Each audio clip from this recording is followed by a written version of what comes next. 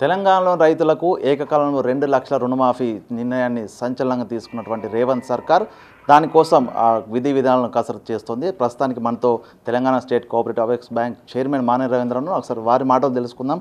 Sir నమస్తే. ఎట్లా 2 లక్షలు మొట్టమొదటిసారిగా తెలంగాణ లోపల ఈ స్థాయిలో ఏకకాలంలో నిర్ణయం తీసుకోబోతున్నారు, అసలు దీన్ని ఎట్లా చూస్తున్నారు మీరు? ఇది భారతదేశంలో ఇంతవరకు ఇక్కడ కూడా ఏకకాలంలో రుణమాఫీ చేసిన సందర్భం లేదు. మొదటిసారిగా మరి కాంగ్రెస్ ప్రభుత్వం రేవంత్ రెడ్డి గారు ముఖ్యమంత్రి గారి నాయకత్వంలో ఇచ్చిన మాట ప్రకారంగా ఆ రోజున సోనియా గాంధీ కానీ రాహుల్ గాంధీ కానీ ఖడ్గే గారు కానీ మరి తెలంగాణకి ఇచ్చిన హామీ ప్రకారంగా ఈ రోజున మరి ఆగస్టు 15 వరకు చేస్తామని చెప్పిన దాంట్లో నిన్న క్యాబినెట్లో సంచలనాత్మక నిర్ణయం తీసుకొని ఒకటేసారి సింగిల్ స్పెల్లో ఒకటే విడతలో మాఫీ చేయాలనే నిర్ణయం చాలా హర్షించదగ్గ విషయం. రైతులందరూ కూడా సంతోషంగా ఉన్నారు. దఫాల వారిగా ఇస్తుంటే మితికి మితి పేరుకుంటూ పోవుకుంటూ తిరిగి మళ్ళీ అసలు వడ్డీ సమానమయ్యే పరిస్థితి గతంలో కనబడ్డది. దానివల్ల ఇచ్చిన తృప్తి కూడా రైతులకు లేకుండే. ఇప్పుడు మాత్రం 100% వారు రుణ విముక్తులు అయిపోతారు. 100% వాళ్ళు సాటిస్ఫైగా ఉండబోతున్నారు. అంటే మీ బ్యాంకు పరిధి లోపల ఎంతమంది లబ్ధిదారులు ఉన్నారు, అసలు ఎన్ని కోట్ల రుణాలు మాఫీ కాబోతున్నాయి? ఇప్పుడు వరంగల్ జిల్లా వ్యాప్తంగా అయితే మనకున్నటువంటి పరిస్థితిలో ఇక్కడ 32 బ్రాంచ్లు ఉన్నాయి బ్యాంకులు, తర్వాత 70 సహకార సంఘాలు ఉన్నాయి. దీని ద్వారా మనం రుణమాఫీ చేసుకుంటున్నాం.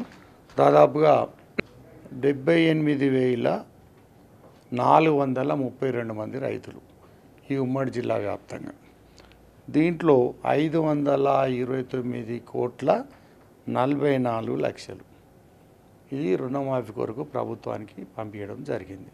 ఇందులో ఎవరన్నా వేరే బ్యాంకులో కూడా రుణం తీసుకొని ఇక్కడ అక్కడ రుణదిక్కు లబ్ధి పొందాలనుకుంటే మాత్రం అవకాశం రాకపోవచ్చు తప్ప మా దగ్గర తీసుకునే 100% ఉన్నటువంటి వాళ్ళని పంపించడం, డబ్బులు లేకుండా మాత్రం అందరికీ వస్తాయి. వీళ్ళు ఎలాంటి అనుమానం లేదు.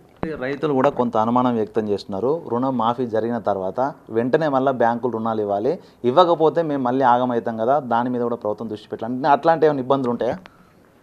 రుణమాఫీ వచ్చిన తర్వాత ఎవ్వరు వస్తే వారికి వెంటనే రెన్యువల్ చేయడం జరుగుతుంది. అలా ఎలాంటి అనుమానం లేదు. అన్ని బ్రాంచ్లకు అన్ని సంఘాలకు ఇన్స్ట్రక్షన్స్ ఇస్తాం. పోయినసారి కూడా అదే విధంగా చేసినాం. కాకపోతే పోయినసారి 3 విడతలుగా వచ్చినాయి. మేము అనుకున్న లక్ష్యం కూడా చేరలేదు. ఆ విధంగా జరిగింది. కానీ ఇప్పుడు అట్లా పరిస్థితిలో ఒకటేసారి ఎట్ ఏ టైం టోటల్గా వెళ్ళిపోతుంది కాబట్టి 100% రెన్యువల్ చేస్తాం. అలా అనుమానం లేదు. అప్పుడు అనుమానంగా ఉండే, ఎందుకంటే కొంత అయ్యి కొంత కాక సరిగ్గా చేయలేకపోయినాం. వాస్తవంగా ఆ అనుమానం ఉండొచ్చు ఇప్పుడు.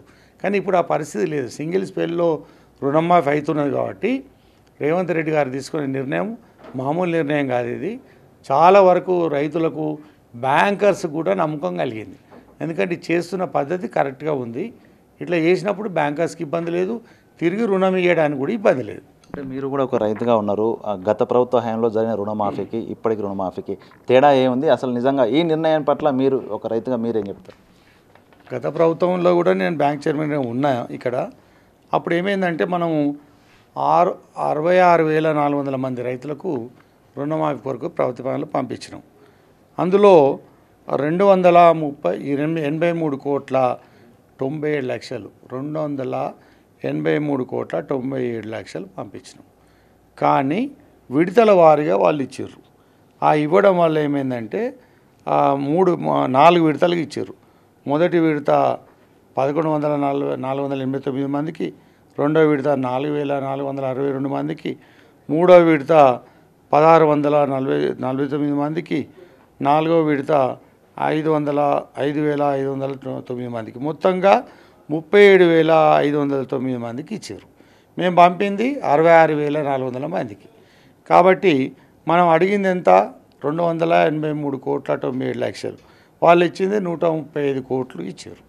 దీనివల్ల ఏమైందంటే అది ఒకసారి 25,000, ఒకసారి 50,000, ఒకసారి 75,000, ఒకసారి 1,00,000 అని ఇవ్వడం వల్ల అందరూ కూడా అసంతృప్తిగా ఉన్నారు. మాకు రాపాయి అని టెన్షన్లో ఉండిరి. సరి అయిన విధంగా రెన్యువల్ కూడా నోచుకోలేకపోయినారు. అన్ని ఇబ్బందులు ఎదురైనాయి. అనుకున్న లక్ష్యానికి సగం మంది కూడా చేరలేదు. కాబట్టి మిగతా వాళ్ళందరూ కూడా అసంతృప్తిగా ఉండిపోయారు. ఆ అసంతృప్తి అనేది కొట్టొచ్చినట్టు కనబడ్డది. ఇప్పుడు ఆ పరిస్థితి లేదు, దఫాల వారిగా లేదు. మరి ఈ దఫాల వారిగా ఇస్తే ఏమైందంటే మళ్ళీ మిత్తిలు పెరుగుతూ ఉంటాయి, ఆ మిత్తిలు కూడా కట్టే పరిస్థితి లేదు. ఇప్పుడు తప్పకుండా ఉన్నట్టుగా అంతా కూడా క్లియర్ కాబోతున్నది. అంటే తెలంగాణ రాష్ట్రాన్ని ప్రస్తుతం లక్షల కోట్ల అప్పులు ఉన్నాయి. ఈ పరిస్థితి లోపల ఈ స్థాయిలో రుణమాఫీ చేస్తే ప్రభుత్వ కథన మీద భారం పడడం కానీ రేపు ఇబ్బందులు కానీ తలెత్తే అవకాశం లేదా? ఇట్లా మీరేం చెప్తారు? ఎన్నో అప్పులు తీసుకొని ఎన్నో కార్యక్రమాలు చేసినటువంటి గత ప్రభుత్వాలను చూసినాం. రైతుల కొరకు ఒక 35,000 కోట్లు 32,000 కోట్లు ఎంతో కొంత అవుతుంది కావచ్చు. అయినా కానీ ఆ ధైర్య సాహసాలు నిర్ణయాలు తీసుకోవడం రైతుల కొరకు తీసుకోవడం తప్పులేదు. ఇలా రైతే వెన్నెముక, పంటలు పండినప్పుడే మరి రాష్ట్ర ప్రగతి బాగుంటుంది, రైతులు బాగున్నప్పుడే ప్రభుత్వం బాగుంటుంది, ప్రజలు బాగుంటారు, అందరు కూడా సంతోషంగా ఉంటారు. కాబట్టి అది ప్రధాన సమస్య. కాబట్టి దాని మీద అప్పు తీసుకోవడంలో తప్పు లేదు. ఎందుకంటే ఇది మరి ప్రభుత్వం ఇచ్చినటువంటి మాట, పార్టీ ఇచ్చినటువంటి మాట నిలుపుకునే విధంగా మరి ప్రభుత్వాలకు వెసులుబాటు కల్పిస్తే వారు ఇంకా అత్యధిక దిగుబడి తీసుకొస్తారు, పంటలు పండిస్తారు. రేపు ఖజానా కూడా మరి మనకు కూడా ధాన్యాగారం కూడా నిండుతుంది. మరి అప్పుడు కూడా రెన్యువల్ మనకు కూడా మన రాష్ట్ర ప్రభుత్వము మరి వేరే రాష్ట్రాలకు ధీటుగా పంటలు పండించే అవకాశం కూడా ఉంటుంది. ఉత్సాహంగా ఉన్నారు, పెట్టుబడులకు ఎక్కువైతున్నాయి, రైతులు ఇబ్బంది పడుతున్నారు. ఆ దశలో ఈ నిర్ణయం అనేది సరైన నిర్ణయం. దీని కొరకు అప్పు చేయడంలో ఎవరు కూడా తప్పు పట్టడం లేదు. ఇంకా వేరే వాటి కొరకు అప్పులు చేసి కోట్లాది రూపాయలు రుణమాఫీలు చేసి పెద్ద పెద్ద బడా కాంట్రాక్టర్లకు బడా వ్యాపారవేత్తలకు చేసినటువంటి సందర్భాలు ఉన్నాయి దేశంలో, రాష్ట్రంలో. దానికంటే ఒక రైతుకు చేస్తే తప్పేమున్నది, అందులో తప్పు లేదని మేము భావిస్తున్నాం. ఇది మొత్తంగా రాష్ట్ర అభివృద్ధిలో కీలక పాత్ర పోషించే రైతులకు సంబంధించి రుణమాఫీ విషయంలో కూడా తాము ముందడుగు వేస్తున్నాము. దీంతో రైతులందరూ కూడా పూర్తి స్థాయి లోపల సంతోషం వ్యక్తం చేస్తున్నారంటూనే ప్రభుత్వానికి కూడా కృతజ్ఞతలు తెలిపిన పరిస్థితి కనిపిస్తుంది. వీడియో జర్నలిస్ట్ సంతోష్తో Venu big TV, Warangal. For more videos like this, subscribe Big TV channel.